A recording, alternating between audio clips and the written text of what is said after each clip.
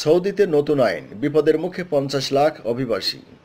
Saudi আরবের সরকার নতুন কিছু অভিবাসী আইন প্রণয়নের লক্ষ্যে আলোচনা করছে, যা কার্যকর হলে দেশটির প্রায় ৫০ লক্ষ অভিবাসীর এক বিরাট অংশকে বহিষ্কার করা হতে পারে। সৌদি দৈনিক আল হায়াতের বরাত দিয়ে এ খবর জানিয়েছে বিবিসি বাংলা।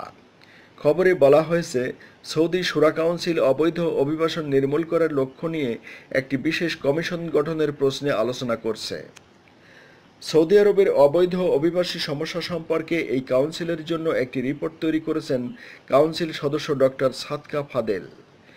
বিবিসির সাথে এক সাক্ষাৎকারে তিনি বলেছেন, হজ, উমরা কিংবা ভিজিটর ভিসা নিয়ে এশিয়া এবং আফ্রিকার নানা দেশ থেকে বিপুল সংখ্যক মানুষ সৌদি আরবে প্রবেশ করেছেন, কিন্তু এদের বেশিরভাগই আর কখনোই নিজ দেশে ফিরে যাননি।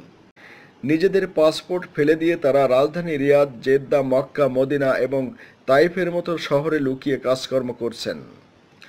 স্থানীয়ভাবে কেউ কেউ বিয়েও করেছেন। এদের মধ্যে একটা বড় অংশ নানা ধরনের অপরাধের সাথে যুক্ত হয়ে পড়েছেন। তিনি জানান, এই সমস্যাটিকে সৌদি সরকার জাতীয় নিরাপত্তার প্রতি বড় একটি হুমকি হিসেবে বিবেচনা করছে, আর সেজন্যই অবৈধ অভিবাসীদের বিরুদ্ধে পদক্ষেপের চিন্তাভাবনা চলছে। কিন্তু অবৈধ অভিবাসীদের বৈধভাবে সৌদিতে থাকার ব্যবস্থা করে এদের অপরাধের পথ থেকে সরে আসার সুযোগ কেন সৌদি সরকার দিচ্ছে না?